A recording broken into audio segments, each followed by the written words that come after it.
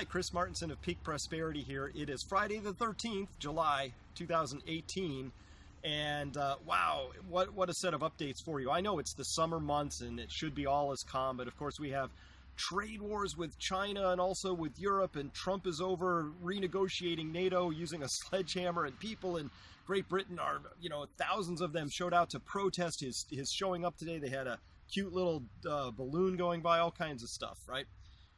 But what I want to talk to you today about is the idea of a Potemkin village. Maybe you've heard the term. If you don't know what it refers to, it comes from Catherine the Great, Catherine II in Russia. During her reign, she would sail down the Dnieper River to get to a summer place. And her lover of the time, this Grigory Potemkin, wanted to impress her and show her how well her country was doing. So along the sailing route, they would erect these very elaborate fake villages, just storefronts and houses, but all fake. And as she sailed by, she would say, "Oh gosh, my country is doing so wonderfully."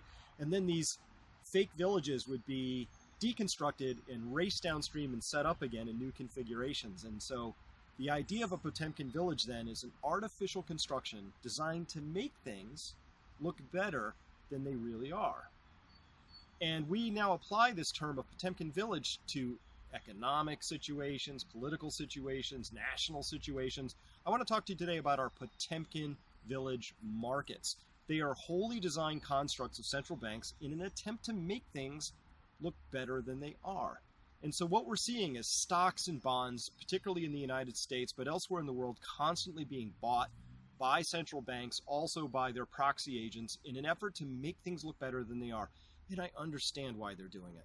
Because they know that if the Dow suddenly fell, the headlines would be sour, people wouldn't take out loans anymore, and they wouldn't buy stuff they don't need.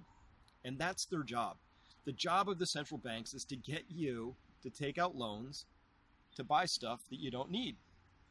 Preferably more than you could possibly afford, because of course banks make their money not when you pay the loan back, but on issuing the loan. They make their money on the interest you pay them. So this is a thing most people don't know, and of course many of my readers and listeners do know this, but here's how banking works. Let's say you go down to your local bank, really nice people there, maybe they're in your Rotary Club, you like them, they're not bad people, I'm not saying that, but the system works like this. It's not a good system. When a bank makes a loan, say of $250,000 for a mortgage, you would think, well, this is what I thought before I learned this, that maybe they had that $250,000 sitting in the bank somewhere. No, what happened was when they wrote that check for $250,000 that went to pay off the seller, and maybe they paid off their mortgage company, wherever that money went, when they make that check, that's where the money occurs in the system. So let's examine this. I know they had loan reviewers and they had to do all this documenting, and big fat stack of papers goes into a mortgage filing or a student loan or an auto loan. But when those loans are made, what kind of work was actually created? Was $250,000 of work done? Oh, maybe a couple grand worth of actual human effort in terms of pay, but in terms of actual work performed and produced, almost nothing. That $250,000 comes into being, and then you owe interest on that, plus that principal balance back through the rest of the term of that mortgage, 15, 30 years, whatever it is. So that by the time a 30-year mortgage at 5% interest, say, is paid back, it might have been that 100% of the principal balance was paid back. So the bank got their $250,000 back, plus another $250,000. $500,000 comes back to the bank. And again, what did the bank do to produce the money that was lent to you so that you had to pay it back plus 100% over the course of the life of that loan? The answer is nothing. It's a great game if you can get into it.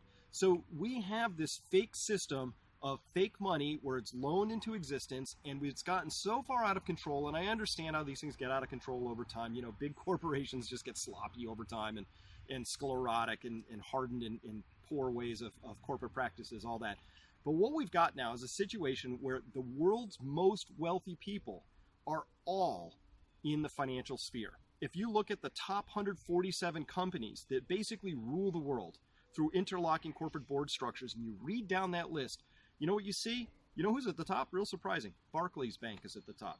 Barclays? You mean that UK bank? Wait, I never hear about them. That's the point. Barclays at the top, and you read down the list, and you've got JP Morgan on there, State Street, Fleet, Wells Management, all these.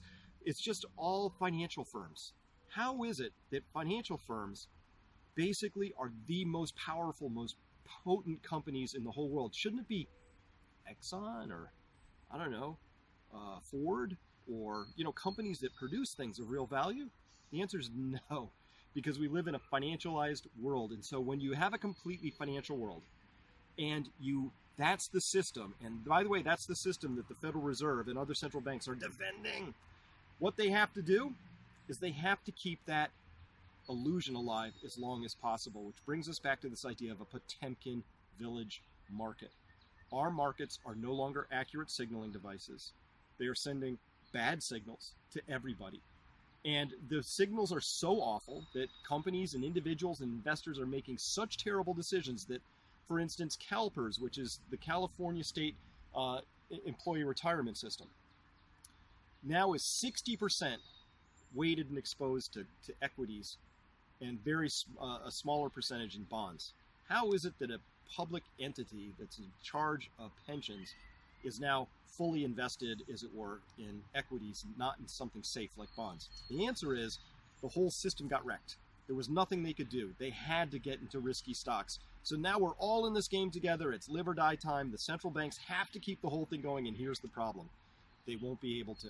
And if you want to find out why, you could come to Peak Prosperity. I've written some articles on why I think oil is going to be the shocking substance that comes along, and you can't print it, and wait till you see what's going on in the oil business. If you want to understand the future, come check that article out. Adam Taggart just wrote one recently about why he's starting to go a little bit more short the market, which means betting that it's going to go down. And as well, we've been talking about all sorts of alternative investments that can help get you through this period of time. But guess what?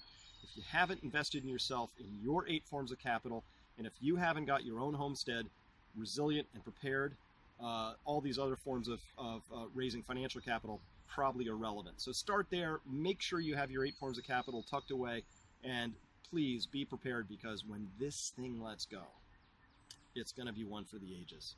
This one's for all the marbles. With that, I'm Chris Martinson of Peak Prosperity. I will see you next time.